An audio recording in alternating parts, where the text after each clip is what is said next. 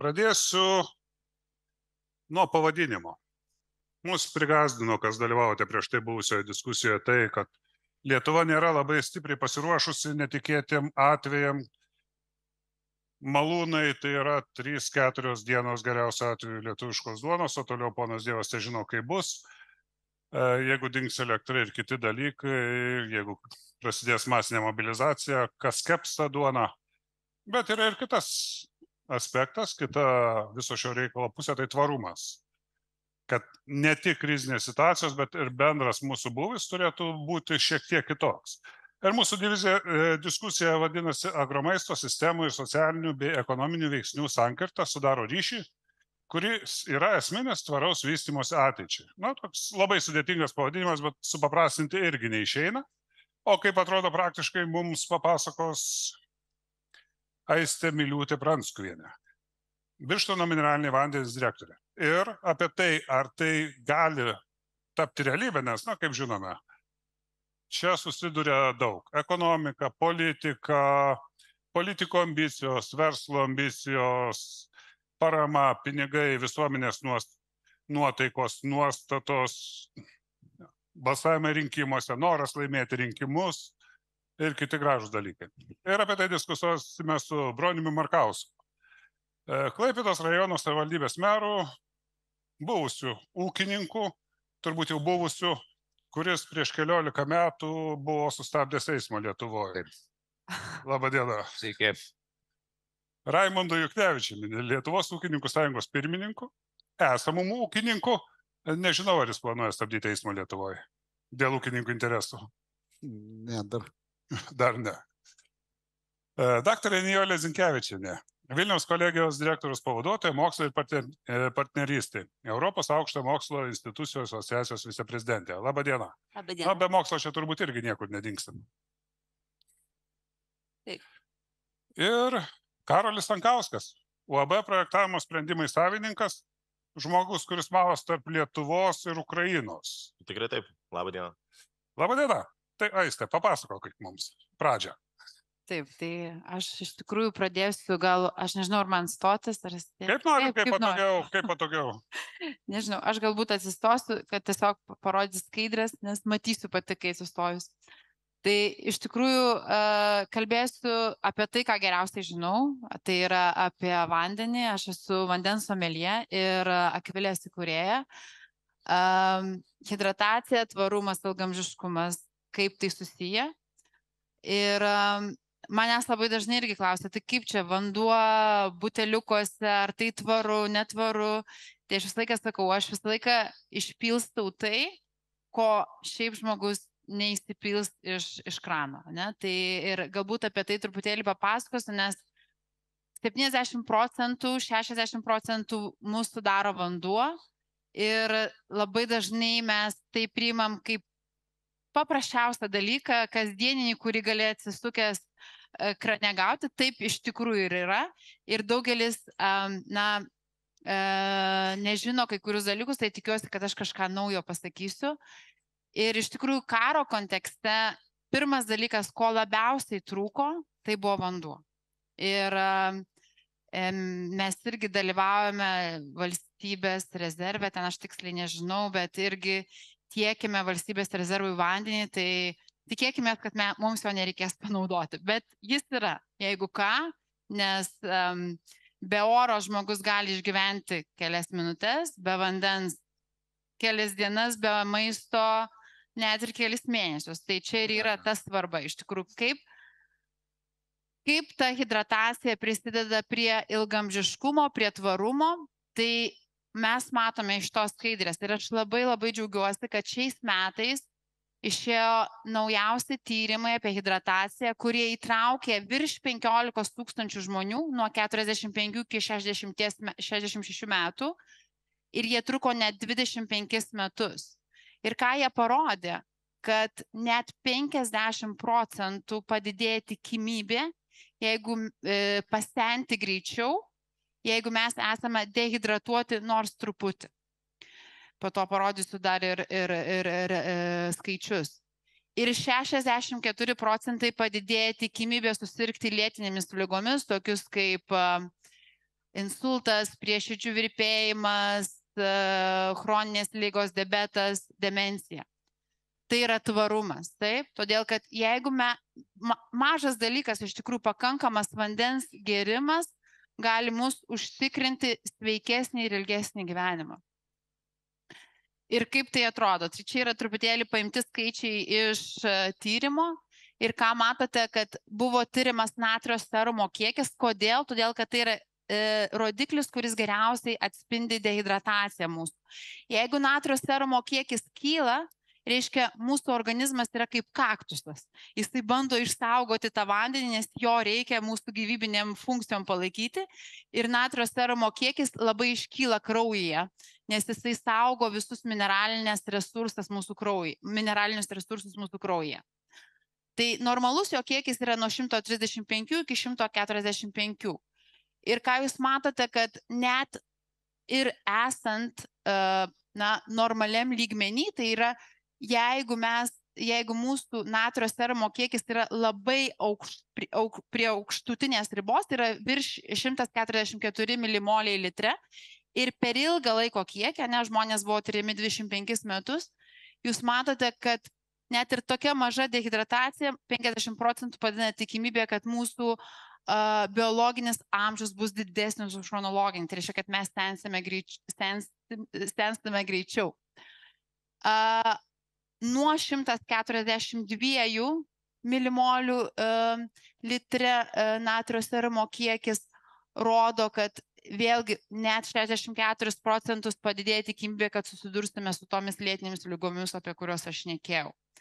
Na ir idealiausias tas kiekis yra tas nuo 137 iki 142. Čia daug skaičių, bet iš principo tai buvo įrodyta, kad iš tikrųjų ta dehidratacija iš tikrųjų padeda mums, iš tikrųjų daro stiprią įtaiką mūsų sveikatai. Kokie yra simptomai dehidratacijos? Kartais atrodo žmogus, taigi aš turėčiau norėti gerti. Iš tikrųjų ne.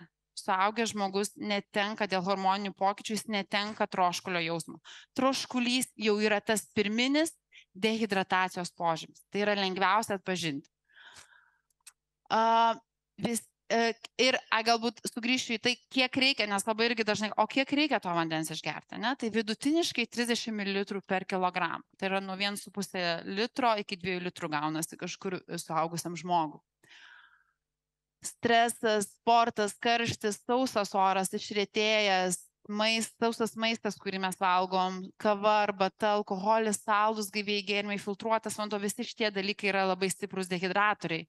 Ir jeigu bent ką mes naudojam, tas vandens kiekis turi būti dar didesnis.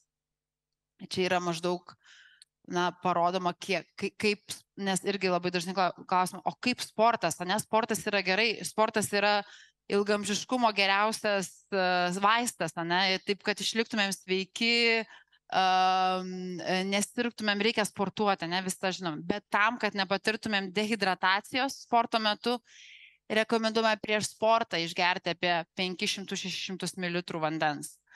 Ir po to dar stiklinė vandens prieš pat sporto. Ne po sporto, kai mes jau taip ištroškę, kad galim išgerti bet ką.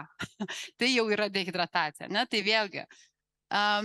Kitas dalykas, kas yra gerai, kodėl aš irgi sakau, kad kodėl akvilę išpilsto, kodėl tai yra tvaru. Todėl, kad tai yra vanduo, kuris yra natūraliai šarminis, o mūsų racione dominuoja rūgštiniai dalykai. Tai tam, kad subalansuoti su vandeniu yra gana lengva subalansuoti, nes tu jo turi pakankamai daug išgerti. Ir taip subalansuoti rūgščių ir šarmų pusiausvyrą. Čia yra tiesiog pavyzdys, ką aš paėmiau, tai yra paėmiau lėktuvą, nes tai geriausiai atsispindi. Pavyzdžiui, čia patalpos drėgnumas, aš nežinau, bus apie 30, gal 40%, nežinau, čia apie 40%. Tai net būdami tokioje patalpoje mes dehidratuojame.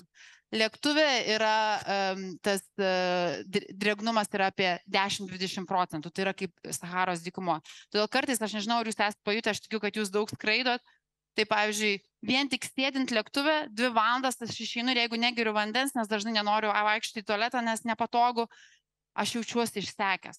Pabandykite bent stiklinę vandens išgerti per valandą ir pamatysite savo savijautą, nes vien sėdint lėktuve aš dehidratuoju. Ir, tas pratinimas, vandens gerimas nuo pat mažumės yra labai svarbus. Svarbu tai padaryti nuo vaiko. Kodėl? Todėl, kad vaikai turi troškulio jausmą, ką jau mes suaugę prarandam. Tai būtent, kai vaikai nori gerti, tada ir duoti vandenį, nesultis ar limonadus, kad tai pristatyti kaip desertą. Ir būtent apie Akvilę, kodėl aš pradėjau šį verslą, kodėl man tai yra, sakykime, tvaru, nors atrodo, kaip čia plastikas, aš labai daug gaunu klausimų, gal ir dabar gausiu, kaip čia tas plastikas ar tvaru, tai yra tvariausia pakuotė, lengviausia pakuotė, tvariausia pakuotė transportuoti vandenį, nes jo nėra kaip kitaip. Valstybės rezervę mes irgi laikom, ne mes laikom, o valstybė laiko irgi viską plastikose, jeigu kas nors nutiktų ir reikėtų iš tikrųjų gelbėtis, tai vanduo yra pirminis dalykas, ko reikia. Ir, vandens, kurį gali saugiai vartoti kūdikiai, nėščios moterys ir besilaukiančios irgi būtent yra labai svarbu, nes iš krano mes dažnai labai turime užterštumą nitratais, nitritais, kas yra pavojinga kūdikiams ir vaikams ir neščiosioms moterims. Bisfenolio, cheminių medžiagų užterštumą, tas irgi yra, sakykime, šis vanduo yra apsaugotas nuo šitų dalykų, kurie gali būti kenksmingi būtent, jautriems žmonėms. Padėjo Gitačiai. Padėjo? Jau matau praktinį pavyzdį. Tai iš tikrųjų čia yra tikrasis į sveikatą, tai ir sakau tikrai į sveikatą ir aš labai džiaugiuosi, kad atsirado tie hidratacijos tyrimai, kurie būtent ir parodo, kad toks mažas dalykas, toks mažas pokytis mūsų gyvenime gali tikrai įtakoti geresnį gyvenimo kokybę ir ilgamžiškumą. Tai ačiū Jums. Ačiū, Aiste. Aš matau, kad pranešimas jau pasiekė tikslą. Paprašysim dar atnešti vandens ir porą mažų techninių pranešimų. Matau Kazimieras Starkevičius salėje, kuris truputį vėlavo. Jeigu galima, mūsų mielų technikų paprašysim prijungti prie mūsų ir kviečiam į sceną. Ir dar keitėmės greitai, ar galėtų mūsų technikai atnaujinti planšetę, nes nematau jūsų klausimų. Būtinai užduokite klausimus, rašykite internetu ir aš jas perskaitysiu ir užduosiu bet kuriam iš čia esančių žmonių. Blogiausiu atveju atsakysiu pats. Gerai, kol Kazimieras prisijungs prie mūsų, matau, ponia Broniau, atsigėrėt. Galime pakalbėti. Turi pavalgyti gerai. Apie tai pašnekėsiu.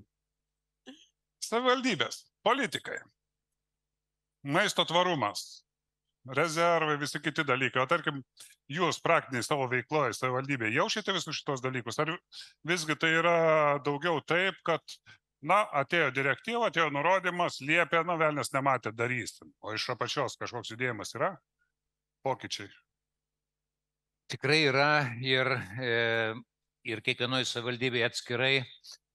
Ir mes kaip savivaldybė asociacija ir konkrečiai esu Europos regionų komiteto narys, esu regionų komiteto gamtinių išteklių narys, netgi pats ruošiau regionų komiteto nuomonę mėlynoji ekonomika ir akvakultūra, aišku, ten daugiau apie žuvininkystę ir akvakultūrą, bet iš tikrųjų, iš principo, savivaldybės niekur nenutolsta nuo to klausimo, nes vis tiek ir ūkininkai, ir perdirbimo įmonės yra mūsų savivaldybėse ir mes neišvengiamai tikrai kiekvieną dieną su tais klausimais susiduriam.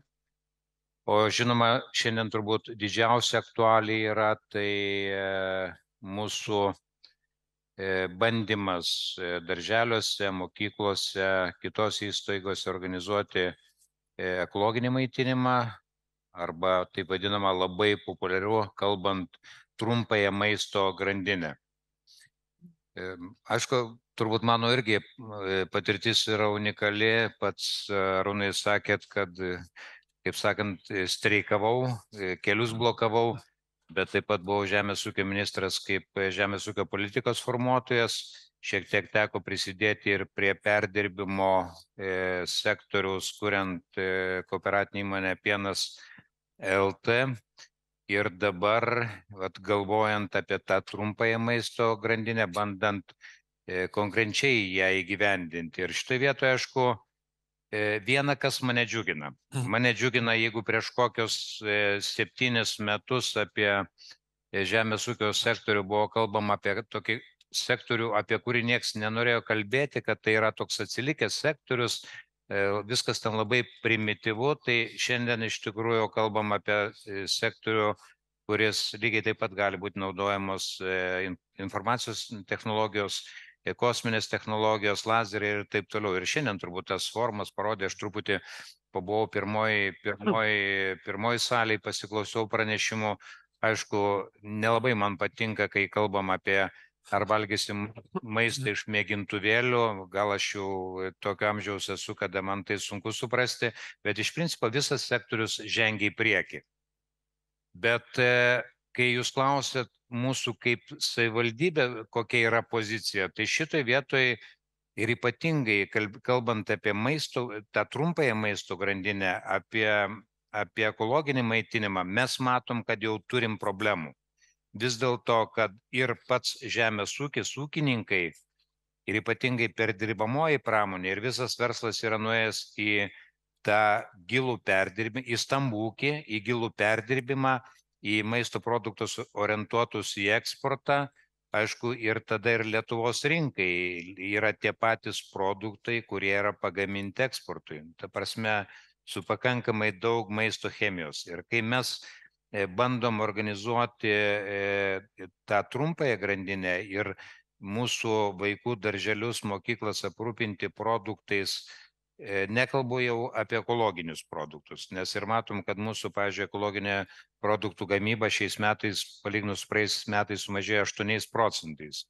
Ir kad mes bandėm 5 darželius praeisiais metais, teikėm paraišką, dalyvavom toj schemai, kur Žemės ūkio ministerija remia ekologinį maitinimą, bet mes pamatėm, kad gruodžio, sausio mėnesį nebėra ekologinių produktų, jos reikia atsivežti, kas yra labai brangu. Tai, bet kalbant netgi apie tą trumpąją maisto grandinę, kad iš vietinių ūkininkų, nebūtinai ekologinius produktus, užaugintus, paimti ir 30 km atstumu atvežti į darželius, mes tebeturim savo valgyklas, kurios ruošia produktus pačiose įstaigose. Bet jau produktų mes galim bandyti prašyti stambių ūkininkų, kurie augina pramoniai, o ne tai trumpai maisto grandiniai. Tai čia aš iš tikrųjų matau problemą. Aišku, tai nėra populiaru kalbėti, nes tai verslas truputį orientuojasi kitką, į buteliukai, į pardavimus, į didelius pinigus, o vartotojas dėja to pasirinkimo netiek jau daug turi. Aišku, yra tam tikri bandymai, bet ir tie bandymai susiduria su pakankamai rimta konkurencija ir konkurencija ir iš verslo pusės, ir iš politikų pusės.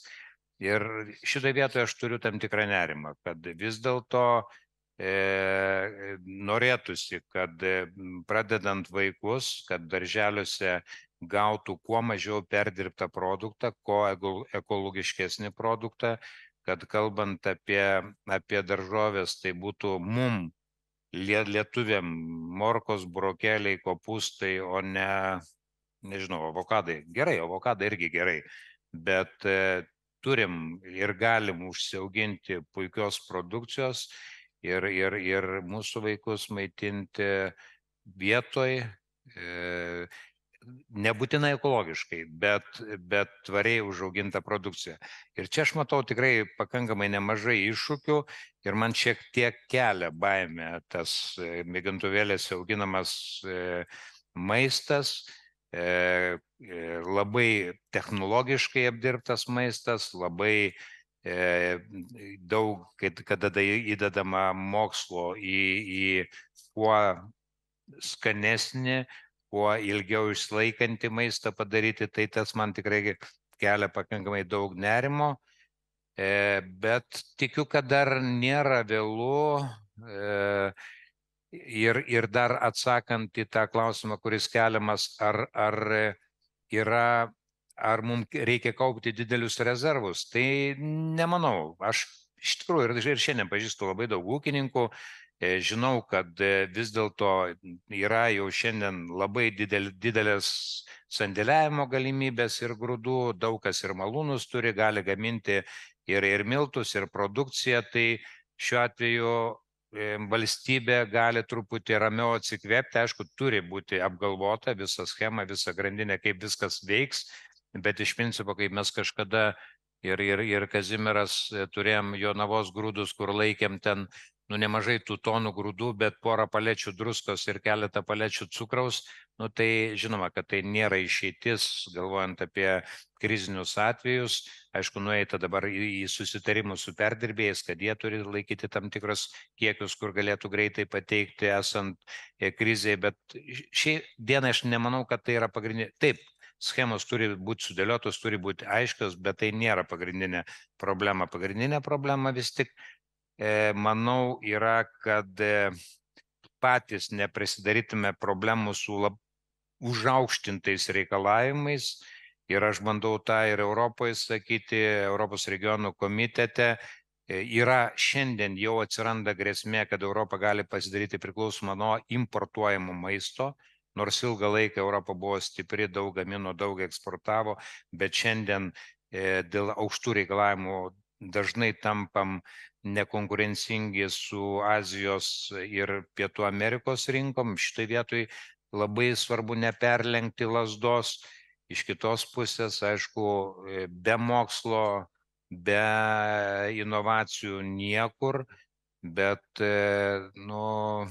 nežinau, aš turbūt nebenorėčiau kaip sakant, maitintis kosmonautų maistu iš pilelį. Tai, labai viskas turi būti pasvertai. Tai nežinau, ar atsakiau į klausimą, bet... Įdomiau tiesiog praktinė patirtis. Taip. Mes kalbam labai daug, ne apie maistą iš laboratorijų, ne tik. Tiksliau, tai mažoji dalis, bet mes kalbam teoriškai. Pone Juknevičiau, Lietuvos mokesčių mokėtojai ir ES mokesčių mokėtojai kiekvienais metais Lietuvos ūkininkam išdalina milijardus. Ne visai kiekvienais metais, bet iki 27 metų vien tiesioginės dalinti išmokos ir 4 panašiai. milijardus, taip. Ir kaip sako Klaipėdos rajono meras, nėra ko maitinti vaikus. Nėra daržovių visus metus. Ta prasme, aš kaip mokesčių mokėtojas dabar turiu klausimų. O ar tikrai mums reikia dalinti milijardus taip, jeigu mes auginam nežmonišką kiekį grūdų ir juos išvežam, tačiau savo vaikui, savo rajone mes negalim duoti lietuviškos daržovės. Kur yra problema? Problema yra labai paprasta, iš tikrųjų tai, kad vis tik tais rinkoje pagrindinis, vis tik tais dominuojantis, tai yra klientas, tai yra pirkėjas. Jisai yra formuojantis visas madas ir tarp kitko ir žalėsis kursas taip pat padiktuotas yra pirkėjų pirmiau, o paskui šitą idėją tik tais turėjo perimti neišvengiamai politiką ir ją išplėtoti. Tai galbūt dabar reikėtų ir sakyti tai, kad šiandien su ekologija susidūrėm su ta problema būtent dėl to, kad perėmė šitą iniciatyvą politikai, kaip ten kartais liaudyje sako, pasileido plaukus, ir tada nuėjom iki tokio lygio reguliavimo žemės ūkyje, kad už tuos pinigus iškėlus tiek daug reikalavimų reikia patirti papildomų išlaidų, kas labai tiesiog mažina savikainą.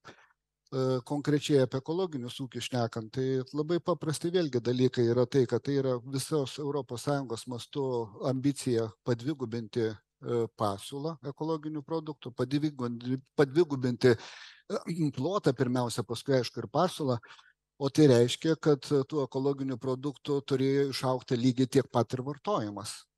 O atsitiko taip, kaip atsitiko. Turim krizę, turim vartotojų lūkesčius pablogėjusius, vartotojai linkę taupyti šiandien ir jie tada renkasi pigias vadinamas kalorijas ir nebenori investuoti į tą aukštos pridėtinės vertės maistą. Tai ir turim tokią realybę. Yra išeičių? Išeitis visada yra. Tik optimistai tikriausiai išgelbės pasaulio. Visada yra. Bet aš kalbu apie tą labai paprastą modelį. Pas poną Markauską yra mokykla kaime, kur yra valgykla, kur dirba, nežinau, tarkim, 3 puikios moteris, kurios puikiai gamina ir nėra lietuviško maisto ištisus metus. Na, mokslo metus. Tiesiog, ar galime mes be didelių šūkių lozungų tvariai padaryti taip, kad tas pats rajonas aprūpintų savo mokyklas. Toks sena idėja, mes kalbame apie tai daugybę metų. Tai čia galbūt ir yra problema, tai kad verslas jisai programuojasi ilgesniam laikotarpiui ir verslui reikia aiškios ir stabilios politikos. Ir kaip jūs kalbate apie tai, kad mes lyg kalbam apie tą patį dalyką, bet visą laiką mums pasiūlomas yra kitas variantas, kaip politikų, kurio būdu mes dabar judėdami spręsim tą problemą. Ir tikriausiai tai yra ta problema, kad, kaip pasakoj sako, kad ta varna skrenda į pietus ir nenuskrenda dėl to, kai iš ryto į pietus skrenda, o po pietų grįžta atgal pasižiūrėti, kur nuskrido. Tai ko gero ta problema yra. Tai dabar, jeigu pasižiūrėti konkrečiai apie tų mums geidžiamų produktų, tai ko gero atsitiko taip, kad verslas tiesiog nelabai pasitikėjo tą keliamą idėją, kad tikrai atsiras produktų vartojimas, nes nematė tiesiog iš paskui einančių pinigų vartotojų pinigų. Tai jei tas tikėjimas atsistatys, tai palaipsniui atitinkamai augs ir pasiūla. Pone Starkevičiau, jūs buvo Žemės ūkio ministras, pats ūkininkas, dabar Seimo ekonomikos komiteto pirmininkas, nors liežuvis svečias kaimo reikalų komiteto sakyti. O ką politikai padarė tokio, kad vėlgi grįžtam prie pono Markausko, jūsų kolegos, kad Klaipėdos rajono darželio valgykloje nėra lietuviškų daržovių? Papildinti dar, Kazimierai, klausimą galiu, nes man atrodo, kad nebūtų labai sunku tą padaryti sutvarkius viešųjų pirkimų įstatymo reikalavimus. Pavyzdžiui, įdėjus paprastą reikalavimą, kad darželiuose maisto produktai galėtų būti perkami tik tokie, kurie pagaminti, tarkim, 60 km atstumu. Viskas. Ir manau, labai greitai viskas. Aš galiu atsakyti, kad iš tikrųjų mes jau prieš metus tai padarėme, įstatymė tai yra jau numatyta, trumpoji ta grandinė, tik reikia naudotis, bet kaip jie pasinaudos, jei nėra tų produktų. Ir aš vėlgi sakysiu atvirai, kai dirbau ministru, tą patį konstatavau, buvo kalbėta apie tiesioginės išmokas, deja, tų tiesioginių išmokų, galiu pasakyti drąsiai, 40% atiduodama tiem, kurie nieko negamina. 40%. Ir aš tai galiu pagrįsti, galim laidose. Tai štai, kodėl mes neturim tų ir produktų, turime didelės lėšas, tačiau neturime gamybos. Kada mes kalbėjome apie ekologinį ūkininkavimą, tai būtų tada pamatas štai apie ką kalbam, kad dabar galima priartinti ir supratimas yra ir iš savivaldybių, kad tos produktais maitinti ekologiškais produktais užaugintais pas tos ūkininkus, tai jų paprasčiausiai ten ir nerasite. Ir kitas dalykas, dėl ko nerasite, kad vis dėlto tie, kur yra ekologiniai ūkiai, tikrai ekologiniai ūkiai, jie jau turi tas savo rinkas, ne visose rajonuose, jie veža ir į turgelius, o tie didieji ūkiai, kuriem buvo ištratintos, aš galiu tą žodį pasakyti drąsiai, didžiulės lėšos, jie jau šiandien traukiasi iš to ekologinio ūkininkavimo. Tai rodo mūsų politikos tą tokį, vaikymasis dėl hektarų, kad mes tiek pasieksim, o kai dabar statistiką pasižiūrime, mes grįžome žiauriai atgal. O grįžome žiauriai atgal, kad tie, kurie tikrai ūkininkauja, augina ekologinę produkciją, paprasčiausiai per įvairius ir biurokratinius reikalavimus didžiulius, jie atsisako tos ekologinės gamybos.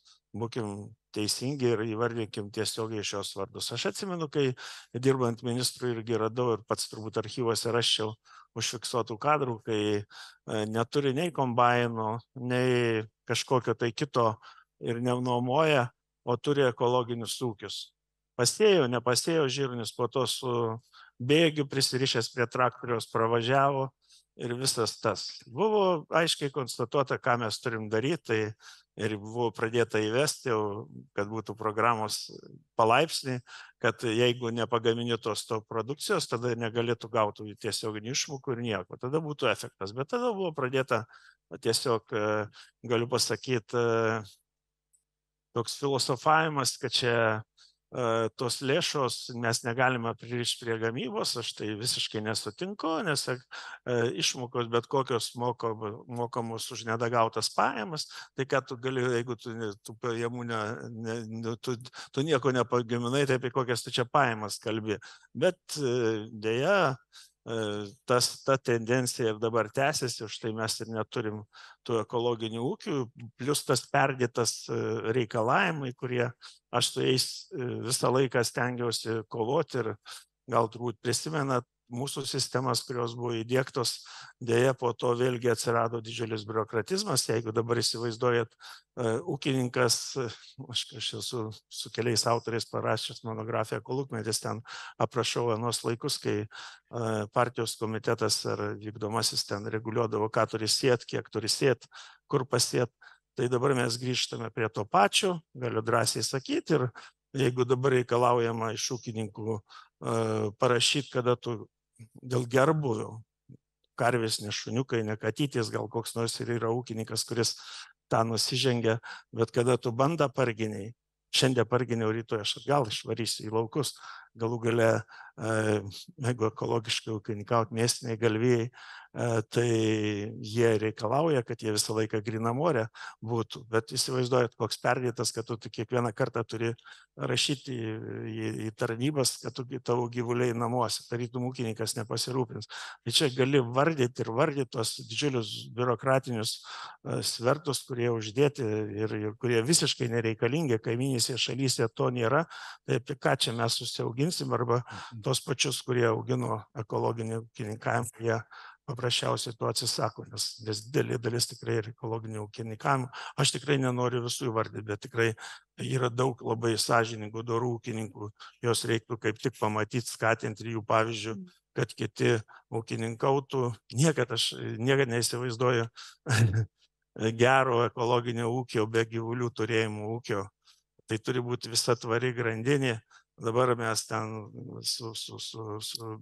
be mėšlo norim užauginti irgi ekologinę produkciją arba ekologinę mėsą. Čia turėtų būti visa ta grandinė. Tada mes turėtume ir atitinkamai kainą, tada suprastume, kad turi būti irgi aukštesnė ir jinai galėtų būti, nes savivaldybės, aš tikrai galvoju, tam pasiruošę, kad savo vaikam nupirktų tą produkciją, bet Broniau, kur tu ją nupirksi, va tam rajone, nes mes įstatymą tikrai pakeitėm.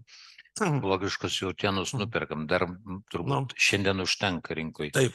Su daržovėm, su jautienos, su kiauliena ekologinė yra bėda. Tai čia yra šaunu už tai, kad mes neužsiauginam, mėsinius galvijus jau šiek tiek įsivažiavom. Tai va čia yra pagrindinė bėda ir už tai, kad mes neužsiauginam, o tos išmokos tik tai nueina ne tam, ne ten. Nes ir mokestinė ta sistema, mes tikrai ūkininkai mokam mokesčius įvesti ir suprantam, dėl ko mokam, kad mūsų atlyginimai būtų didesni, kitus sektoriai, pensijos didesnės, bet kai pamatai tas pačias tiesioginės išmokas, vieną konkretų pavyzdį, jeigu ūkininkas gauna tiesioginės išmokas, tai jos nėra apmokestintos, tačiau štai čia ir yra tam tikra kolizija ir tada, bet jeigu tu nuomoji žemę, paskui, tai tada 15% pajamų mokesčio turi sumokėti ir dabar šitą prievolį uždėta patiem ūkininkam mokėti, ne žemės savininkam, tai tada iškart žiūri, kiek aš gaunu tos nuomos, tada iškart automatiškai kelia kainą, tada didėja ir tada didėja ir ta mokestinė dalis ir čia toks ratas susisuka. Tai yra ir mokestinių dalykų, kuriuos reikia su ūkininkai sutarus sutvarkyti ir tada didesnį dėmesį skirti iš tų 4 milijardų tikrai tiem, kurie tikrai ūkininkauja, o ne tiem dalim, kurie tik tai deklaruoja žemės. Pone Starkevičiau, bet toks natūraliai jūsų klausantis kyla nepatogus klausimas. Jūs esat valdančioji daugumoje. Žemės ūkio ministerija yra jūsų partijos. Tai kodėl nepadaro? Aš tiesiai pasakysiu, žinot, kaip ateina vadovauti ministerijai tada, kai mato vieną pusę. Tai dabar kaip ir žaliasis tas kursas, tikrai ūkininkai už žaliąjį kursą. Tačiau, kada trūksta kompetencijos, vėl aš drąsiai sakau, pačiai ministerijai, kai daugelis darbuotojų, kurie dirbo, gal neturi iniciatyvos, tai tada taip ir atsitinka. Žaliasis kursas, tikrai mes už žaliąjį kursą, bet čia reikėjo imti ir skaitmenizavimą, apie ką tai kaip skaitmenizavimas, tai turi būti iširta žemė, po to turėtume mes mažiau trąšų naudotume, viskas čia tvariai gautųsi ir daeitume iki to švaraus produkto, tada nereiktų skaičiuoti, kiek ten griovio, nuo vidurio skaičiuoti, aš dabar nežinau, nuo ko reikia skaičiuoti, ar nuo kraštų tos 3 metrus, tai tada mes žinotume, kad štai yra aiškus kriterijai. Dar kitas dalykas, niekaip turbūt ūkininkai dabar, gerai, kad Dievas padėjo, sėjom po spalio 1, aš visi jas žino dėl ko, kai po spalio 1 sėjom, tai dabar, ačiū Dievui, sudygo, bet mes su didžiulė rizika, o tos, kurios po tų lietų, tai čia sąmonė, aš tą viešai sakau ir aš nebijau, taip aš esu iš valdančiosios, bet žemės ūkio politikos, kurį vykdoma šiandien, aš nesuprantu. Ir klausimas, vėlgi, jums kaip politikui. Kodėl pačią tvariausią žemės ūkio šaką, tai yra kailinių žvėrelių auginimą, konservatorių dėka sugebėjo Seimas uždrausti? Atliekas, kurias naudodavo žvėrelių augintojai ir dar mokėdavo už jas skerdykloms, dabar privaloma priduoti vienintelį įmonė monopolistai. Aš asmeniškai nebalsavau, galite pasižiūrėti šitą projektą, aš jį kritikavau, bet dėja dabar susidaręs tokia yra, kaip čia pasakyti, reikia pažiūrėti, kas už tų žaliųjų stovi, nieko aš nenoriu sakyti. Ir tada ta banga, kada mes žiūrime, ar tvaru, ar netvaru, kada žmogus nešioja sintetinius kailinius arba ten sintetinius batus, kiek kainuoja utilizuoti. Čia reikia iš šito kampu irgi pasižiūrėti, bet mes žiūrim dėja vienu kampu, kad štai ten Anglijoje uždraudė, kitur uždraudė, Danai, kiek žinau, atgal sugrįžta. Tai čia mes tą, kas kokia pramonė buvo, mes dabar tiesiog pastumėme į rytus ir vis tiek kiek reiks kailių, tiek ir bus, bet tik tai ne pas mus ir mes iš biudžeto dabar mokėsime tam tikrus pinigus, kompensuosime už verslą. Tai mano sąžinė rami asmeniškai, o pasižiūrėkit per balsavimus, tas balsavimas tikrai buvo margas, iš visų pusių balsavo ir visi šaukė, kad čia yra didžiulis pasiekimas pasiektas. Rinkėjai vertins. Pone Zinkevičiene, truputį nukrypkim nuo politikos į mokslą.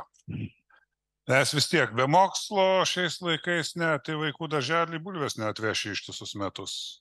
Sandėliavimas, auginimas, priežiūra, veislės, kas tik nori. O tvarumo indėlyje mokslas, lietuviškas mokslas, kiek jis svarus, kiek tvarus ir kas dabar vyksta? Aš gal pradėsiu nuo truputį iš šalia, nes kai aš nueinu į maisto parduotuvę, tai visų pirma mane stebina maisto įvairovė ir gausa. Mokslas, technologijos padarė tokią didžiulę pažangą maisto pramonėje, kad tikrai mes turim labai didelį pasirinkimą. Nuo mūsų pačių priklauso, ar mes valgysim sveikus produktus, ar nelabai sveikus, bet jų įvairovė yra labai didelė. Ir žmogus jau yra toksai sutvėrimas, kad kada tu turi kažko labai daug, tu pradedi to nevertinti. Ir vyresni žmonės tikriausiai prisimena tą ritualą namuose, kas atsitikdavo, kada tu numesdavai duoną. Tai tau tėvelis arba mama liepdavo duoną pakelti ir pabučiuoti, todėl kad to maisto nebuvo tiek daug, ar ne, bet buvo pagarba maistui. Jį reikėjo tausoti, jį reikėjo saugoti, jį reikėjo taupyti. Lygiai taip pat, sakysim, ir pagarba tam žmogui, kuris augina maistą. Jinai tikrai, aš manau, praeityje, mano vaikystėje, jinai tikrai buvo kitokia, nes dabar šitos profesijos yra neprestižinės, jas tiesiog nestoja. Ir jeigu taip tradiciškai šnekant, girdim, sakysim, tokias nuomonės, kad nenori jaunimas kišti rankų į dirbą. Nebereikia jų kišti. Žemės ūkis yra visiškai kitoks ir jis tikrai labai Mano neprofesionalia akimi, aš nesu nei žemės ūkio, nei maisto pramonės specialistė, bet kai aš važiuoju per Lietuvą, aš matau, kokia technika dirba. Kai prieš keletą dienų aš apsilankiau su dekane, buvome agrokoncerno įmonių grupėje kalbėti apie bendradarbiavimą, tai matau irgi, kokia ten technika ir aplamai apie ką žmonės kalba ir kaip jie dirba. Tai tas sektorius yra iš tikrųjų labai labai pasikeitęs, bet jis nepopuliarus. Tai švietimas yra ta platforma, kurioje mes ugdom žmogų. Nuo mažučio iki, sakysim, aukštojo mokslo. Ir mūsų misija, aš manau, yra ne tik tai žmogui suteikti žinių, praktinių gebėjimų, bet formuoti jo nuostatas. Auginti, na, sakykime, atsakingą vartotoją nuo pat mažens. Ir kai aš kalbu apie tai, kad tai yra viena iš mūsų misijų iš tikrųjų, aš turiu visų pirma galvoj mus pačius kaip pedagogus. Visose posistemėse švietimo.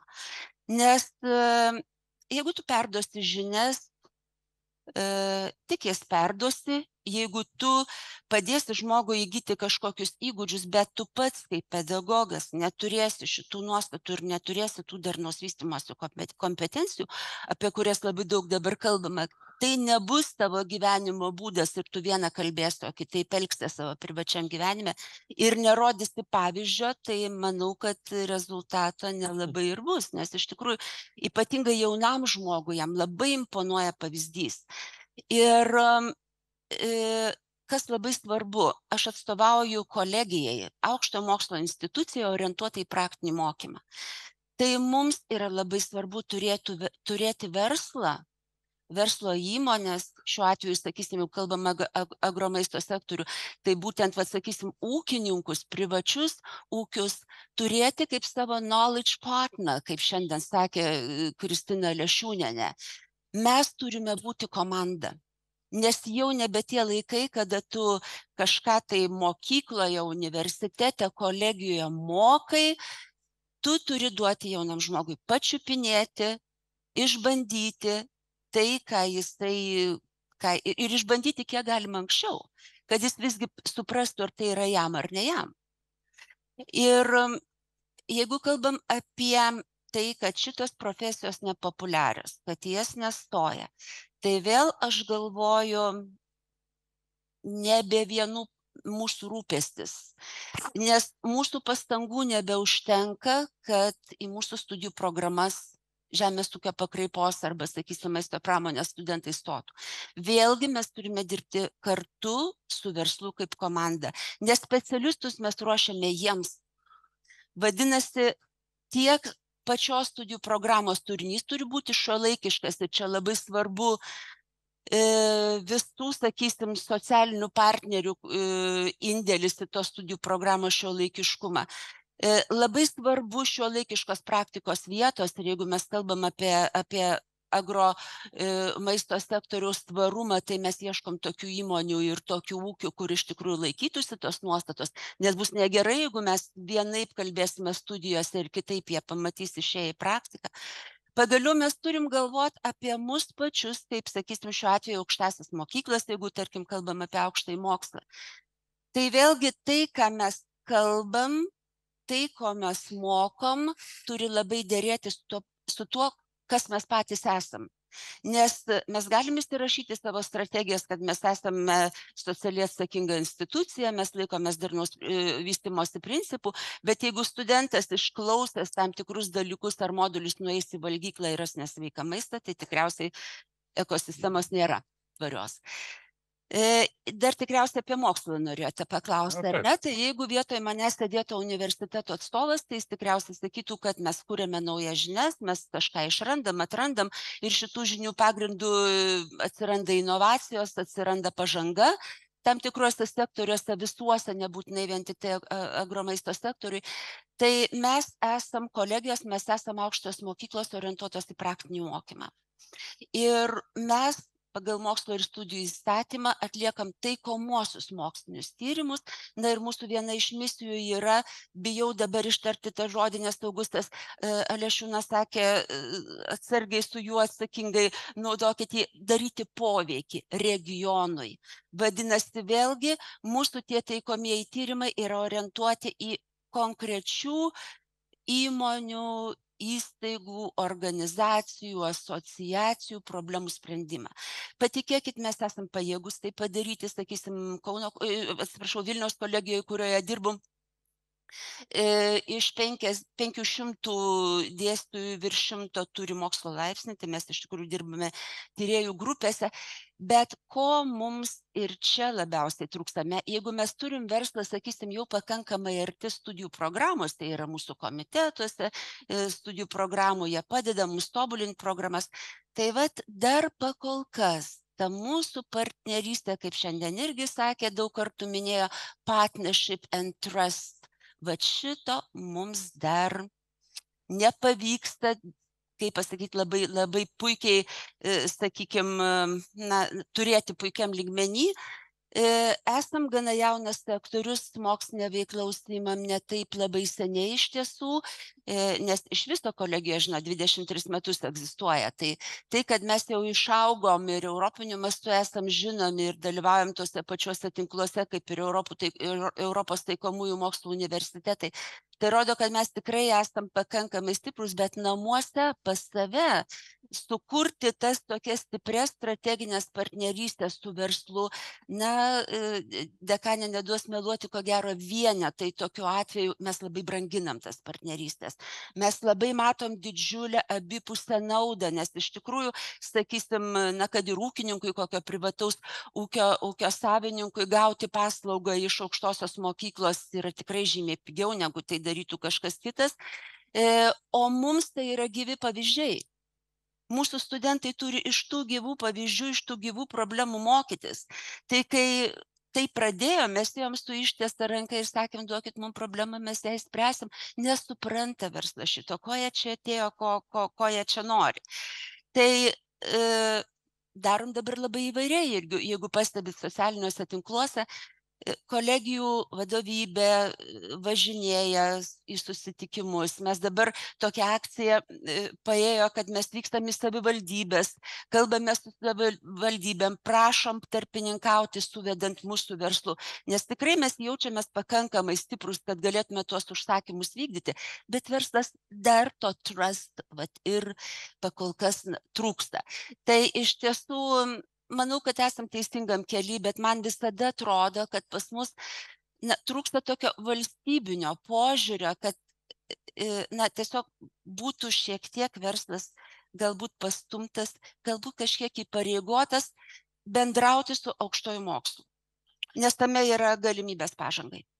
Bet ponia Nijolė, visuomenės dabar to požiūris, ar gal net ne požiūris, toks įvaizdis verslininko, kad tai yra turtingas žmogus su prabangia mašina, kuris dirba 5 mėnesius per metus, 2-3 mėnesius praleidžia šiltuose kraštuose, nes sezono metu ir viskas yra labai gerai.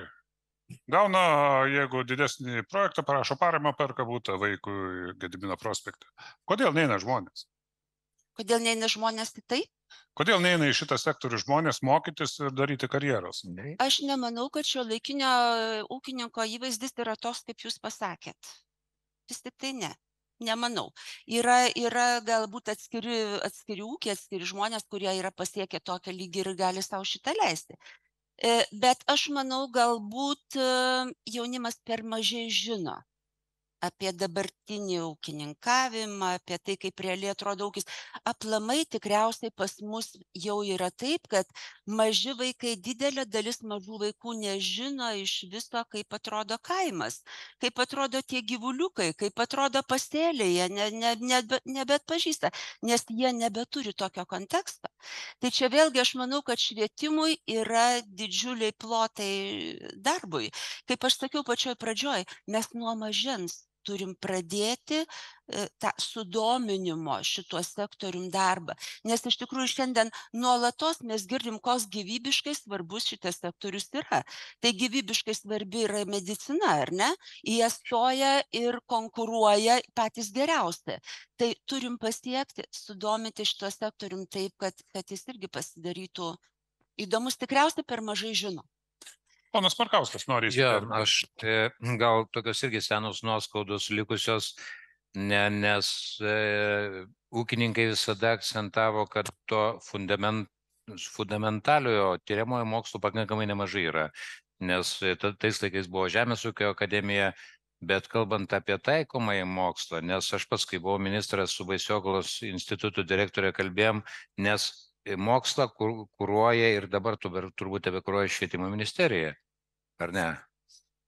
Taip. Tai ir instituto direktorė sako, tai mums Švietimo ministerija sako, kai jūs čia vargstat su tom karvėm, kiauliam, jūs sliekus, žiogus, žiūrėkit, tai va tas toks šiek tiek,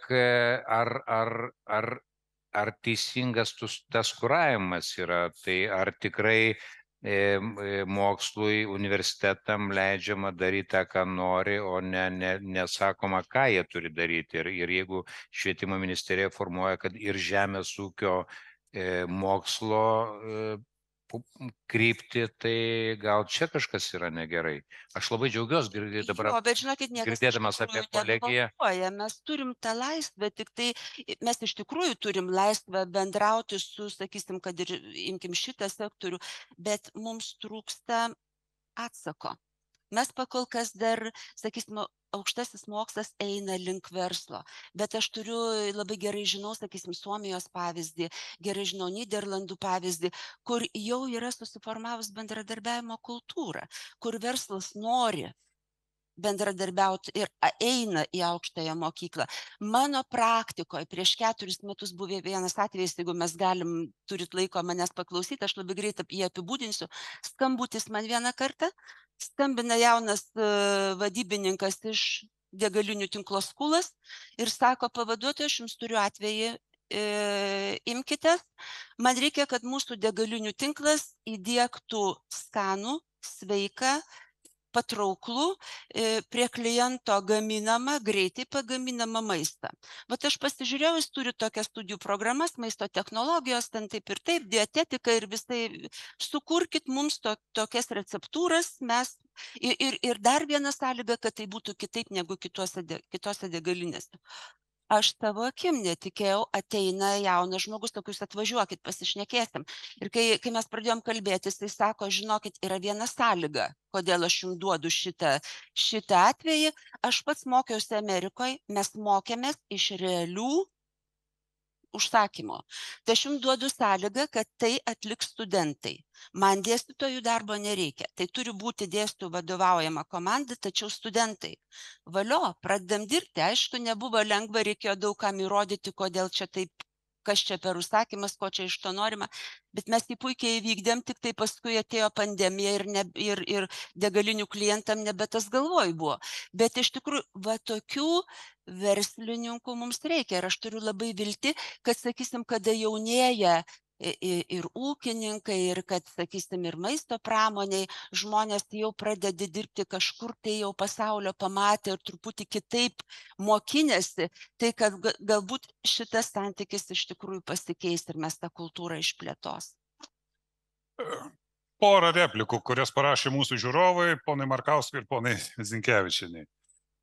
Plungėje yra valstybinis darželis, kurios valgykloje naudoja 70-90% ekologinės produkcijos.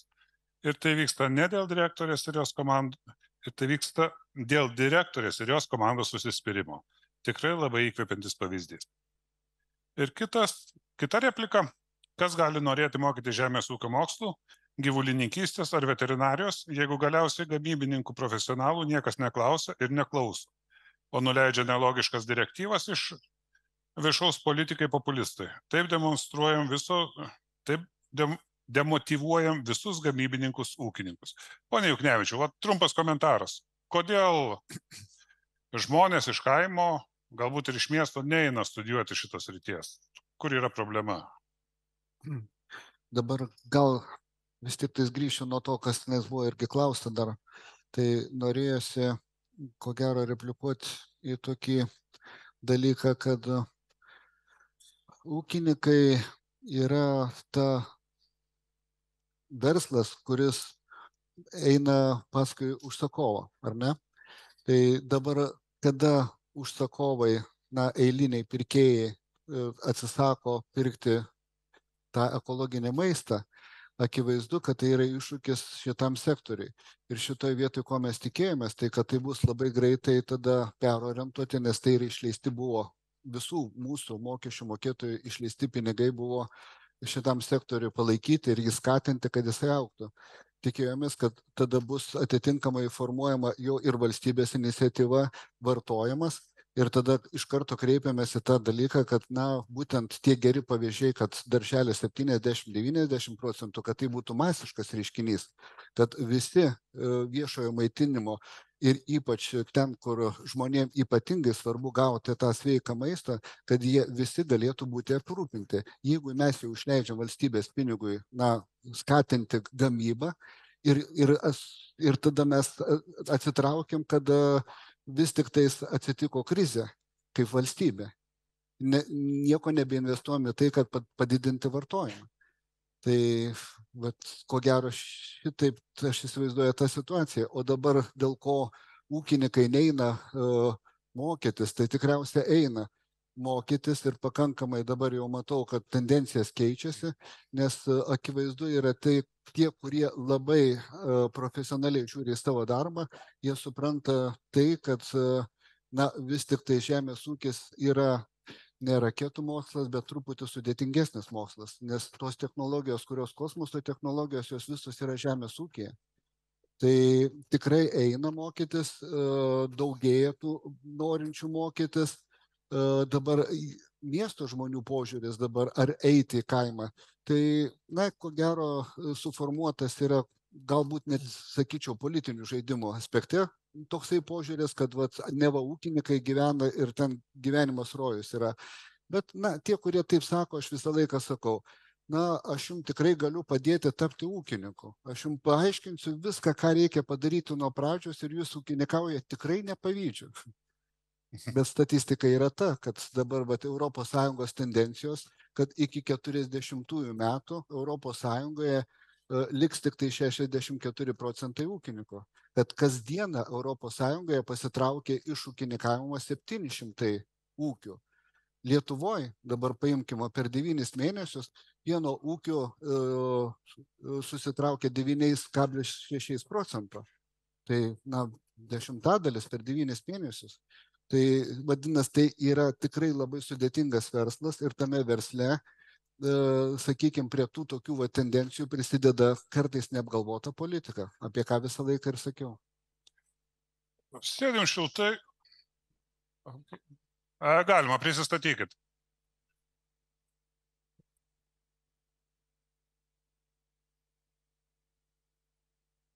Kalbėjote apie tą tiekimą darželiams, ugdymo įstaigoms maitinimą ir yra pavyzdys Rokiškio rajone, kur iš tikrųjų ūkininkai sukūrė kooperatyvą ir jie tiekia produkciją net 8 darželiams.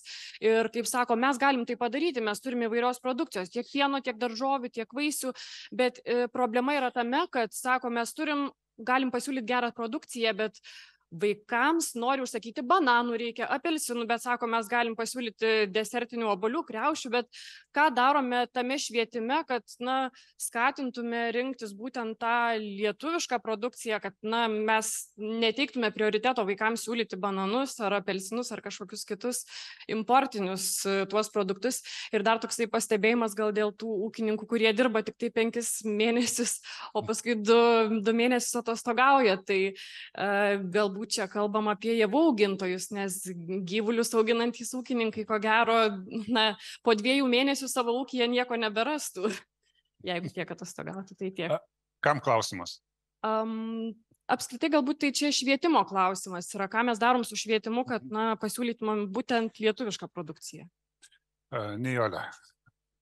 Tai iš tikrųjų labai reikalinga pastaba ir aš manau, kad, ne jūs pirmą iš tikrųjų tą sakot, nes jeigu kalbam apie tvarumą ir apie tai, kad mes tikrai turėtume palaikyti lietuvišką maisto gamybą, tai manau, kad tai vienas iš dalykų, ką mes iš tikrųjų turėtume įtraukti ir į savo studijų programas. Ir kita vertus, manau, kad tai, kad studentai išėję, sakysim, į praktikos vietas pamato tą realų, sakykim, procesą, tai irgi skatina, ko gero, juos. Iš tiesų, aš manau, kad Lietuvoje žmonės tikrai ir palaiko lietuvišką produkciją. Kiek man praktiškai tenka susidurti, iš tikrųjų labai dažnai pastebiu, kad labiau perka lietuvišką produkciją negu užsienietišką. Tai rodo, kad mes iš tiesų šituo klausimu jau esam ko gero pažengę. Palaikom savo gamintojus. Ponas Markauskas ir ponas Juknevičius. Pailiui tik labai trumpai. Nėra vien švietimo problema. Iš tiesų reikia pripažinti, kad ekologinė produkcija yra brangesnė. Čia faktas. Ir kol kas Žemės ūkio ministerija turi tokią programą, kur subsidijuoja ekologinį maitinimą darželiuose. Aišku, tai savivaldybėm irgi reikia tam tikrų investicijų, nes ne kiekvienoje savivaldybėje yra pakankamas asortimentas ekologiškos produkcijos. Reikia vežioti po visą Lietuvą. Tai reikia papildomo sandėliavimo, nes atveš, pavyzdžiui, kartą vieną mėnesį. Reikia papildomo sandėliavimo. Šiaip buhalterija yra labai sudėtinga. Ten, kadangi procentaliai leidžia 60% ekologinio produkto, 40% neekologinio, tai ta buhalterija labai sudėtinga. Ten atskirų buhalterių reikia. Tai yra krūva visokių reikalų. Nes darželiai, pavyzdžiui, pradėjo ekologinį maitinimą, jie nežino, ar Žemės ūkio ministerija subsidijuos toliau. Šitoj vietoj tikrai, nes prieš porą savaičių pas mus buvo konferencija rajone ir sakom, meskim iššūkį vieni kitiem, ta prasme, mes kaip savivaldybė per metus paruošim visus savo darželius tam ekologiniam maitinimui, bet tegul ekologinio ūkių asociacija irgi priima iššūkį, kad ištisus metus mūsų rajono vaikam darželiam patieks pakankamą kiekį ekologinių produktų. Tai va, žiūrėsim, kas iš to išeis, bet žinoma, tie pavyzdžiai labai skatina, nes Ukmergės rajone jau nemažai metų maitina tik ir sako, kad ir vaikų sergamumas žymiai mažiau praleidžia. Tai iš esmės aišku, kad tai yra gėris, kad tai yra mūsų vaikai, kuriuos mes mokom teisingai maitintis lietuviškais maisto produktais, tai darykim, visi darykim kažkaip. Lyg tai visi suprantam vienodai, bet kažkodėl iki galo neinam. Čia, aš kalbu irgi apie tos viešosius pirkimus, nes darželiai, visos įstaigos, mokyklos privalo per viešosius pirkimus pirkti maisto produktus.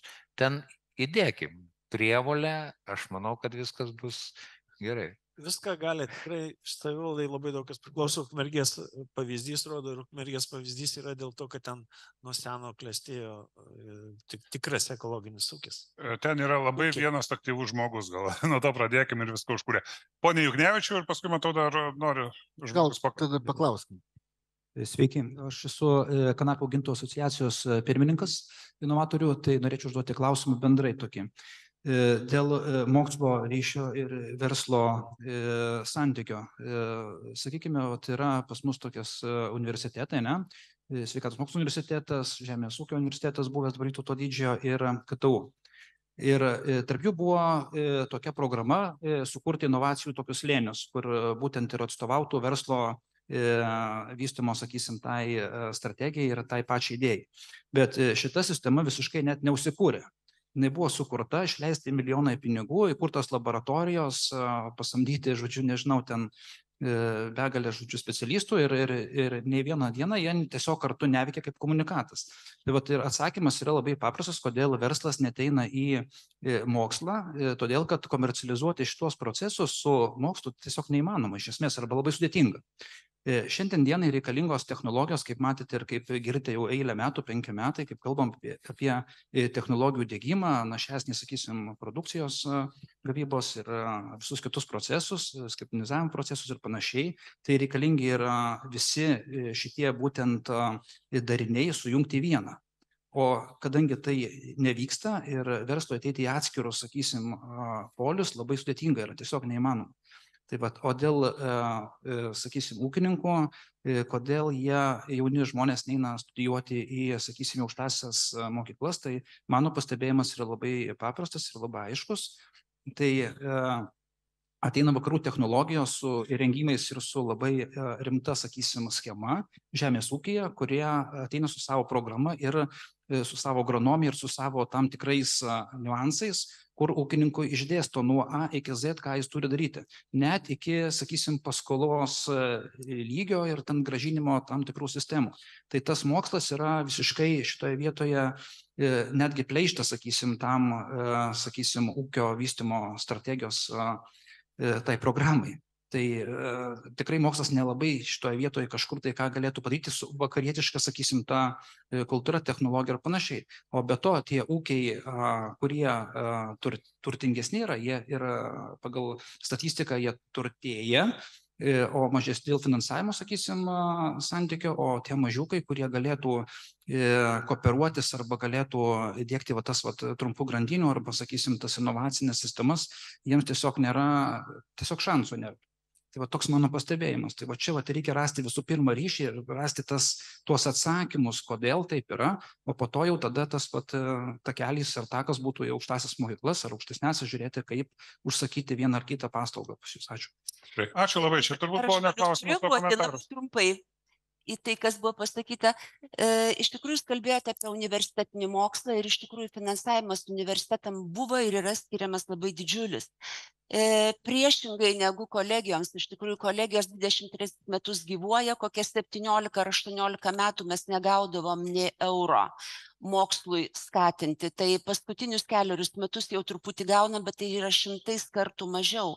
Dėl to, sakysim, mūsų tie taikomieji tyrimai, jie yra orientuoti ir tam tikrą dar užsidirbimą, nes iš to mes pritraukiam dar papildomas lėšas. Bet ką mes darom? Mūsų paslaugos galbūt tokios paprastesnės, mes fundamentinių tyrimų neatliekam, bet mes, sakysim, mūsų kolegija, mes turim ūkininkavimo kursus, kurie yra populiarūs ir jeigu tuos kursus, sakysim, žmogus baigė, jis gali pradėti būtent savo verslą ir pradėti ūkininkauti.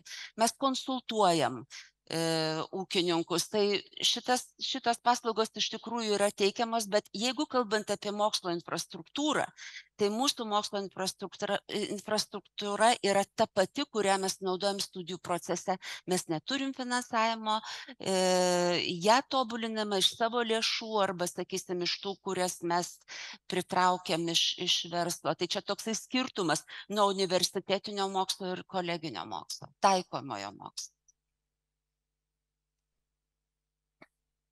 Negaliu komentuoti, nes esu iš kitos posistemės. Truputį gal dabar nutolsim nuo lietuviško žemės ūkio, nes turim žmonės, kurie dirba Ukrainai, o žemės ūkija vis tiek, kalbant apie tvarumą, kitus gražius dalykus, yra pakankamai didelis nerimas. O kas bus? Sienos atsidarys. Pone Sankauskai, kas bus? Tarkim, Birštono mineraliniai vandenys jau ten yra. Taip? Taip. O kas bus toliau? Ar mes gausim per galvą, ar mes gražiai integruosimės, dirbsime kartu? Jūs kaip žmogus patyręs, ką galėtumėt pasakyti? Ką prognozuotumėt? Kaip pristatėt, žmogus dirbantis Ukrainoje, tai visiškai nedirbantis, nuostabiai leidžiantis savo pinigus antrus metus santaupas tenais leisdamas. Reiškia, padėdamas žmonėm, kurie gyvena pafrontėjai, atstatinėdamas mokyklas, darželius ir taip toliau ir panašiai, kurio dabar statoma Lietuvos vyriausybės dėka. Tai man tenka tos dalykus inicijuoti, kad Lietuva atstatytų tvarkingai tam tikrose vietose. Taip pat pačiam tenka pafrontėjai gelbėti žmonės. Čia dabar sėdžiu su kostiumu, o prieš savaitę buvau grįžęs iš 61 kartą iš Ukrainos, būtent iš tų vietų, kur kariaujama, iš tų vietų, kuriuose žmonės bombarduojami. Pats dažniausiai būnu Ukrainoje, tai su neperšinama liemenė, su šalmu ir taip toliau ir panašiai. Tai grįžtant prie mūsų, kadangi pats esu verslininkas, ne ūkininkas, bet turintis vieną iš didesnių Lietuvoje projektavimo bendrovių, kuri projektuoja ir ūkininkam, ir kareiviam, ir civiliam žmonėm pastatus. Tai tikrai labai didžiulis arsenalas darbų padaryta per beveik 20 metų, tai galiu pasakyti vieną dalyką. Jeigu norėtume Ukrainoje būti, tai mums reikia tenais būti iš tikrųjų. Mes jeigu čia sėdėsime, tarkim, čia šnekėsime apie, sakysime, kad norime vandenį vežti, sakyčiau, kad noriu projektuoti, sakyčiau, kad noriu kažką dar daryti, tai mes nepadarysim. Mums tenais reikia važiuoti, būti, gyventi ir daryti. Analogiškai galiu pasakyti, turiu puikią patirtį su projektavimu, tai yra atstatinėjant mokyklą, dabar lietuvių statoma, kuri į pabaigą yra ir taip toliau ir panašiai.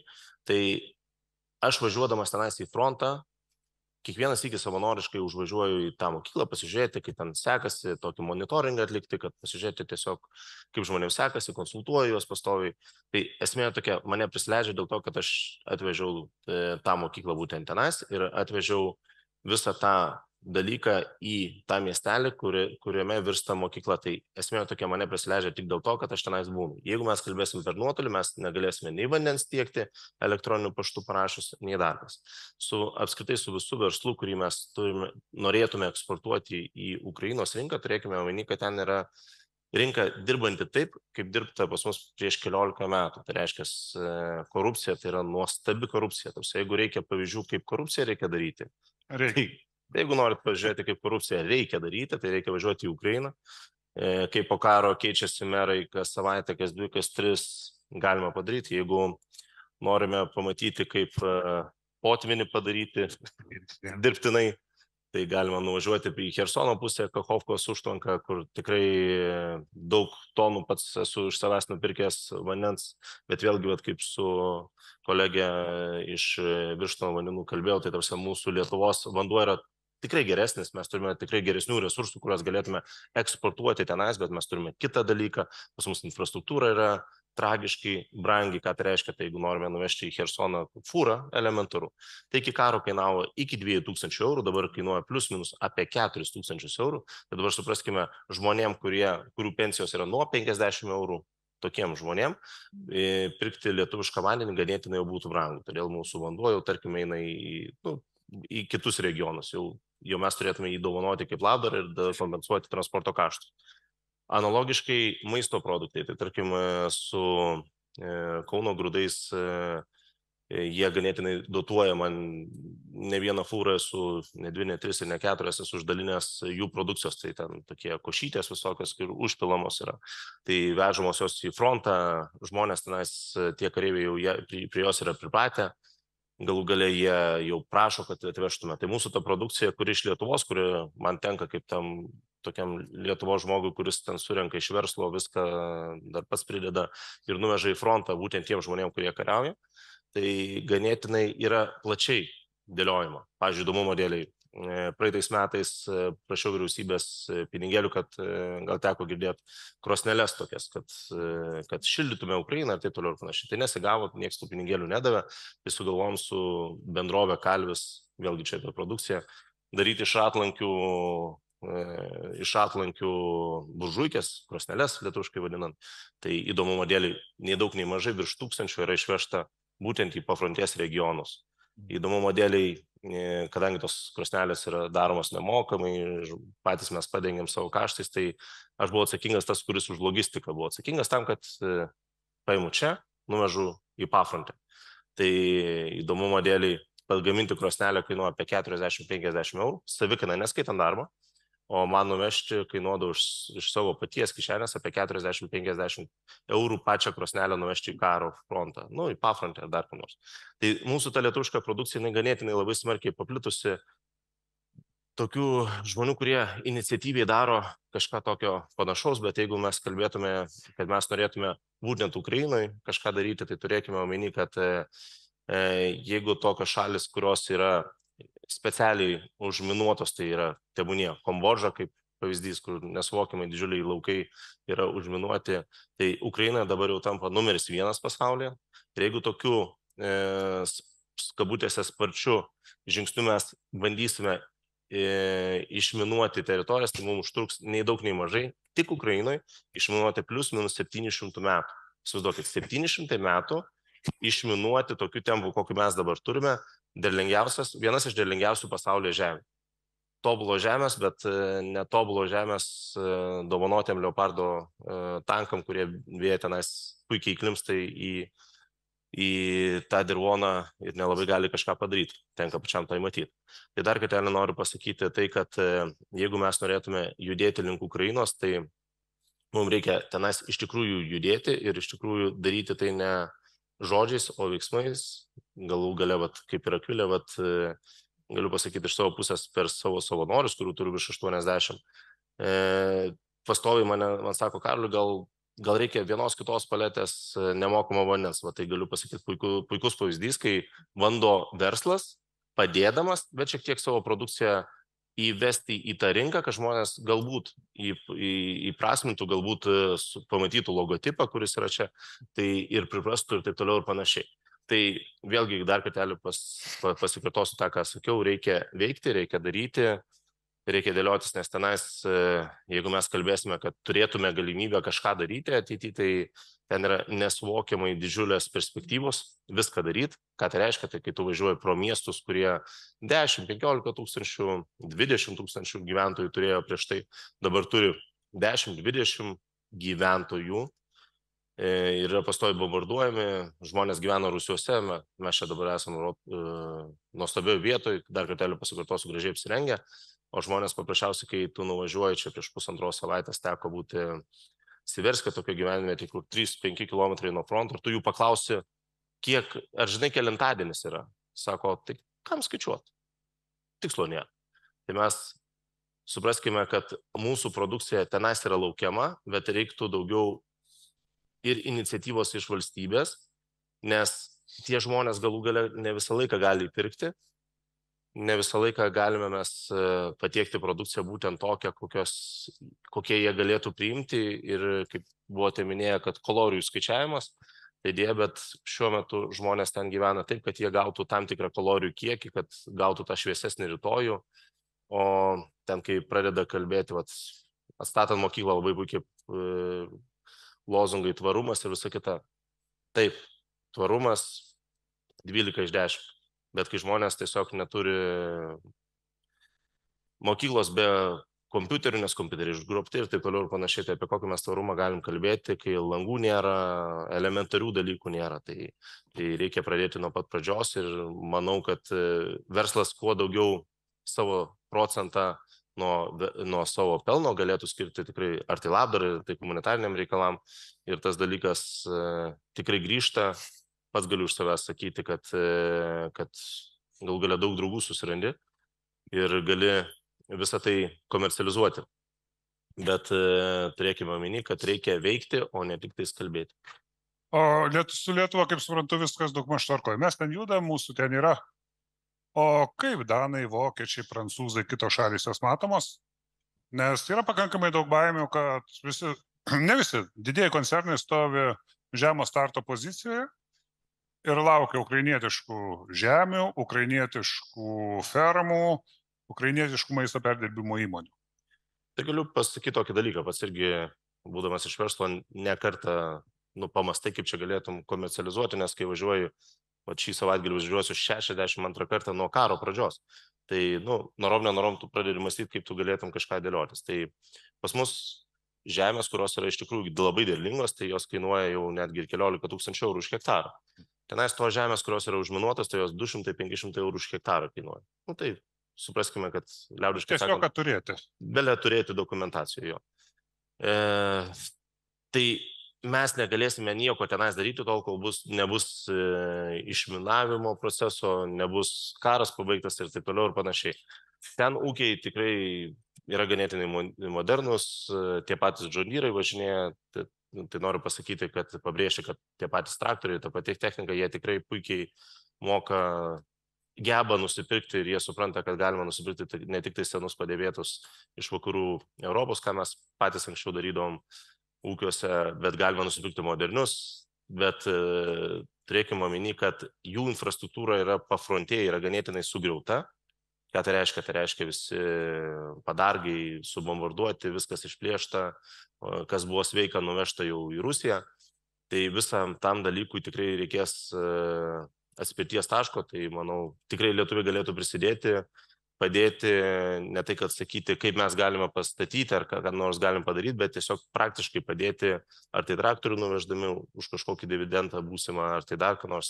Tikrai ten yra daug galimybių, bet vėlgi noriu pasakyti, kad kol neišminuoti didžiuliai laukai, didžiuliai plotai, mes ten tikrai nieko negalime daryti, nes nekartą teko matyti sprogstančias minas ir nekartą teko girdėti istorijų, kai žmonės, kurie kariauja, jie tiesiog eidami pėstute per lauko keliuką, atrodo elementarų lauko keliuką, jie atsistoja ant minos, 250-300 tūkstančių žmonių Ukrainoje jau šiuo metu neturi tam tikrų galūnių, tai kojos, rankos ir dar kažkas panašus. Aišku, veikti yra kas, bet dar kol kas tokio apčiuopiamų, jeigu kalbant apie greitą verslą, greitus pinigus, rezultatų tikėtis neverta. Tiesiog ilgalaikis įdirbis. Tikrai neverta. Jeigu norit kažką turėti, tai korupciniais ryšiais keliaukite į Ukrainą. Ten jūs išmokys, kaip reikia veikti, o daugiau tai tikrai dėja, bet šiuo metu galima vežti tik tais produkciją į kitų regionų, kurie gali mūsų produkciją pirkti, nes turėkime omeny, kad mes esame orientuota šalis ne į pigių kalorijų skaičiavimą, ne pigių kalorijų turėjimą į save, o mes daugiau esame šalis, kuri į pridėtinę vertę daugiau orientuoti esame, tai per tą pridėtinę vertę turėkime omeny, kad mūsų klientas dar tik tais bus ateityje, o jeigu dabar tai yra iki Kijevo, o pafrontėje tai su 50 eurų pensija, tai nelabai kažką glamūriško, butikiško prisigalvos. Ne, bet aš turiu omeny investicijas, nes žemėje nieko nedirbo, jinai tikrai ne visą užminuota Ukraina. Tai faktas, kad, pavyzdžiui, Zakarpatės regionas yra ganėtinai saugus tenas, kur yra kalnuota ir visa kita, ten yra tais pačiais grybų derliais, uogų derliais galima neriboti resursai, kai pradėjau domėtis, kokios yra galimybės, ten man tikrai rodo ne kartą, ne vieną, ne du projektus, į kuriuos galima investuoti, tai grybų fermos nes ten yra produkcijos, kad jūs suprastumėt, apčiuopiamas kiekis, nes darbo jėga, kuri, tarkim, Varėnoj perdirbėjai dirba, tai Varėnoj žmonių nelabai ten pakalbėsi sezono metu iki 1000 eurų. O ten žmonėms užtenka 300-400 eurų per mėnesį ir jiems čia yra, kaip sakant, ta svajonių alga, nes galų galia ten ir būstas kainuoja nuo 500 iki 800 eurų už kvadratinį metrą. Ką pasižiūrėsi pas mus už tokius pinigėlius tikrai nieko nenusipirks. Tai vėlgi tikrai turėkime galimybę, kad iš tenais galima gauti pigesnės žaliavos, nors ir elektrinės yra, ar hidroelektrinės užbombarduotos, subombarduotos, bet elektra yra pigesnė, kuras yra pigesnis dėl akcizų, darbo mokesčiai yra, darbo užmokestis yra tikrai pigesnis, tai mes žaliavos prasme tikrai galime tenais sujudėti ir tikrai galime paturtinti savo ekosistemą, ukrainietišką produkciją, galų gale bent jau žaliavinę produkciją, kurią galėtume paversti produktais, kuriuos mes jau mokame paversti ganėtinai brangiais ir ganėtinai likvidžiais vakarų rinkoje, nes jiem yra labai sudėtinga dar išeiti iš to sovietinio mentalo, išeiti į komercializaciją. Galų gale jiem yra sudėtinga, nes mūsų mentalas bendraujant, aš jau pats esu 90-ųjų metų kartos vaikis, bet galiu pasakyti, kad aš esu nei sovietinis, nei nesovietinis. Esu tas modernesnis. Tai man juos nesudėtinga suprasti, bet labai nesudėtinga suprasti ir vakarų piliečius, kur tenka dažnai bendrauti. Tai tikrai galime mes jau iš savo pusės jau tikrai galim pajungti visą arsenalą ir jų produkciją tikrai galim komercializuoti ir tikrai galim padaryti. O su projektavimo sritim, kur aš esu toj srityje, tai pasakysiu vieną dalyką. Mielai norėčiau ten projektuoti, bet tikrai negalėčiau, nes ten architektai uždirba už po 500-600 eurų per mėnesį. O aš asmeniškai nelabai surandu architektų, kurie norėtų pas mane dirbti nuo 1,5 tūkstančio ir viršų su tokia alga, nes dėja, bet mes turime tai, ką turime, mes esame jau brangesnių paslaugų šalis, todėl mes turime tik tais vienintelį kelią adaptuotis ir judėti priekį, priimant žmonės iš trečiųjų šalių, nebūtinai žmonės, galima tą pačią produkciją, ar tai žaliavą, ar tai dar kažkas. Aišku, dėkui labai. Smagus intarpas, kad Lietuvos siena pasaulis nesibaigia. Ir tas sienas teks atsiverti ir mes tą pajusim savo kišenę greitai. Ir paskutinis klausimas. Dėja, mūsų laikas baigėsi, klausimų dar pakankamai daug, bet aš vieno klausimo neužduoti Aistei negaliu. Ar tikrai vanduo iš krano kenksmingas? Nes jūsų klausant susidaro įspūdis, kad galima gerti tik iš buteliuko. Taip, iš tikrųjų dažnai šitą klausimą girdžiu, bet vandenį visų dalykų tiesiog neįmanoma pamatyti. Nitratai nematomi, sunkiai metalai nematomi. Visa tai yra reguliuojama ir geriamajam vandenį, krano vandenį neturėtų to būti. Vienintelis dalykas, ką reikėtų atkreipti dėmesį iš su krano vandeniu, todėl kad nitratų kiekis yra reguliuojamas suaugusiam žmogui sveriančiam 60 kg. Jeigu turite vaikų, kurie sveria 20 kg, tai tiesiog turite žinoti, kiek ten yra nitratų ir ar saugu tą vandenį gerti žmogui, kuris sveria apie 20 kg. Tai va čia galbūt toksai pagrindinis dalykas, ką reikėtų žinoti apie krano vandenį. Nu, negaliu, Markauskui neleisti paklausti, norėčiau, ar gal galėtumėte atsakyti tą egzistencinį klausimą, kodėl litras vandens kainuoja brangiau negu litras pieno? Todėl litras vandens kainuoja daugiau negu litras pieno. Aš nežinau, ar daugiau, ar mažiau. Daugiau. Tikrai daugiau? Daugelį atvejų. Vienas dalykas, aš tikrai nežinau, kodėl pienas tiek kainuoja, bet pats išpilstymas vandens yra sudėtingesnis negu pieno. Todėl, kad pieną išpilstant, tu jį pasterizuoji ir tada tu esi saugus, kad nebus jokių bakterijų ir taip toliau. Vandenį išpilstant, aš jo pasterizuoti negaliu. Aš jį turiu išlaikyti toks, koks jis yra gręžinyje. Ar tai sudaro kainą? Nežinau, čia daug yra niuansų. Čia retorinis klausimas, žinoma, turbūt atsakyti. Bet aš nežinau, ar tikrai brangesnis. Iš tikrųjų taip, čia toks ūkininkai visada tą pavyzdį pateikė. Kodėl parduotuvėje litras? O kiek kainuoja litras pieno? Šiaip turbūt apie litrą, tai yra €30, €40. Tai tikrai vanduo tiek nekainuoja. Kainuoja kiek vat Akvilės buteliukas? Akvilės litro buteliukas kainuoja 60 centų. 60 centų. Daugiau. Ne, tikrai. Bet čia, žinokit, gal pratęsim diskusiją šalia, nes turime užleisti vietą kitiem, kurie irgi labai nori pasakyti, turi ką. Su mumis buvo Kazimieras Starkevičius, Seimo narys, ūkininkas, buvęs Žemės ūkio ministras, Seimo ekonomikos komiteto pirmininkas. Raimundas Juknevičius, Lietuvos ūkininkų sąjungos pirmininkas. Nijolė Zinkevičienė, Vilniaus kolegijos direktoriaus pavaduotoja mokslo ir partnerystė. Jau pradėjo kalbą kirstis, nes nespėjo užgerti, kartime. Aistė Miliūtė Pranskuvienė, Birštono mineraliniai vandenys direktorė. Ir Karolis Stankauskas, UAB projektavimo sprendimai savininkas. Ir aš buvau. Ir būčiau pasakęs, bet pristatykit pats. Bronius Markauskas, Klaipėdos rajono meras. Ačiū visiems. Ačiū. Dėkui.